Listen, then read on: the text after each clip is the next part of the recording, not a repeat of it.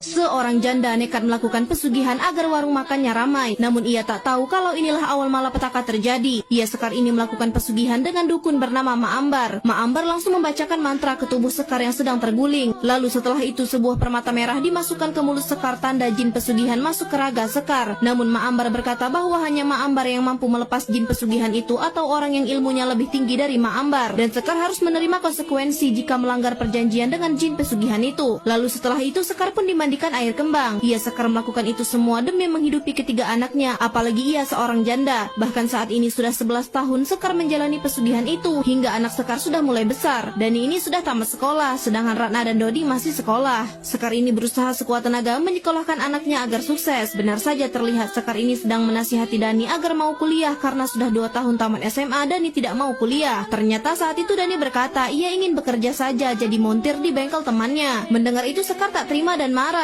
Namun Dani tetap dengan kemauannya. Akhirnya karena emosi Sekar pun langsung mengusir Dani dari rumah. Namun bukannya takut, Dani ini malah mengiyakan ibunya dan pergi dari rumah. Semenjak itu Sekar hanya tinggal bertiga di rumahnya. Sedangkan terlihat Ratna ini ternyata sering pacaran di sekolah dengan pria yang bernama Bram. Dan hal inilah yang membuat Dani sangat marah kepada Bram. Ya, walau Dani ini jauh dari keluarganya, tetapi ketika ia mendapat gaji dari pekerjaannya, ia langsung teringat dengan ibu dan adik-adiknya. Hingga terlihat Sekar ini seperti biasa belanja ke pasar untuk keperluan makanan di warungnya. Tak ada yang aneh di sini, semua makanan dibuat selalu fresh oleh Sekar dan asistennya. Dan tak lupa sesajen pesugihan selalu dinyalakan dan ditaruh di tempat tertentu di warung Sekar. Namun keanehan mulai terjadi di keluarga Sekar setelah 11 tahun melakukan pesugihan. Benar saja terlihat Dodi ini menyuruh Ratna untuk mengambil minum. Karena Ratna asik chattingan dengan Bram, Ratna pun akhirnya menyuruh Dodi mengambil minum sendiri. Ya, akhirnya Dodi turun ke bawah untuk mengambil minum. Dan tiba-tiba Dodi diganggu oleh sosok hantu. Dodi ini langsung pergi ketakutan dan langsung mengadu kepada Ratna jika ia melihat hantu. Namun Ratna tentu tak percaya kepada Dodi saat itu. Tak hanya itu, Sekar ini kebingungan mengapa warungnya tiba-tiba menjadi sepi dan pekerja hanya melewati warungnya. Ternyata di pandangan pembeli, warung Sekar ini selalu tutup, padahal kenyataannya warung Sekar selalu buka. Hal ini tentu membuat Sekar cemas.